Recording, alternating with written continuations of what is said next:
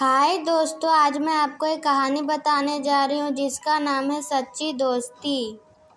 संजना और श्यामा दोनों गहरे मित्र थे। उनकी सच्ची दोस्ती के सभी कायल थे।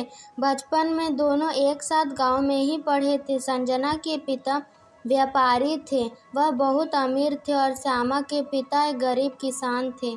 श्यामा के माता पिता ने कड़ी मेहनत करके श्यामा को पढ़ा लिखा रहे थे। संजना को अपने धन पर बिल्कुल भी घमंड नहीं था, जिसके चलते उनमें गहरी दोस्ती बनी रही थी। श्यामा गरीब होने के बावजूद भी हमेशा संजना की मदद किया करती थी और संजना भी श्यामा की मदद किया करती थी। एक दिन की बात है, संजना और श्यामा स्कूल में एग्जाम के लिए जा रहे थे, जो कि गांव से ज़्यादा दूर था। इसलिए संजना और श्यामा दोनों साइकिल से स्कूल जाया करती थी।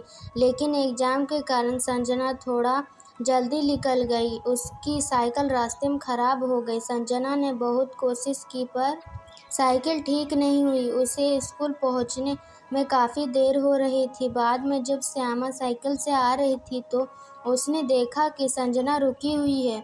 वह तुरंत रुक गई और उसकी सहायता के लिए चल पड़ी। उसने संजना की साइकिल को ठीक कर दिया। अब दोनों एग्जाम देने के लिए चले गए। समय बीतता गया, दोनों बड़े हो गए और संजना अपने पिताजी के साथ शहर में बिजनेस करने लगी। उधर श्यामा पैसों की कमी के कारण आगे की पढ़ाई नहीं कर पाई, जिसके कारण उन दोनों का मिलना बहुत कम हो गया। एक बार की बात है, श्यामा के पिताजी काफ़ी बीमार हो गए थे। डॉक्टर ने कहा कि शहर में जाकर इनका इलाज कराना ज़रूरी है, लेकिन श्यामा के पास पैसे नहीं थे। वह परेशान हो गई थी कि इतने सारे पैसे वह कहाँ से लाएगी। अब उसने सोचा कि शहर जाना ही पड़ेगा, इसलिए उसने रिश्तेदारों से थोड़े से पैसे ले लिए थे। अब श्यामा पिताजी को शहर ले आई और एक अच्छे अस्पताल में भर्ती करवाया। डॉक्टर ने कहा कि इनके इलाज में लगभग लाखों रुपए खर्च होंगे। इतना सुनते ही श्यामा परेशान हो गई कि वह लाख रुपए कहाँ से लाएगी। बाद में संजना को पता चला कि श्यामा के पिताजी का इलाज शहर में चल रहा है।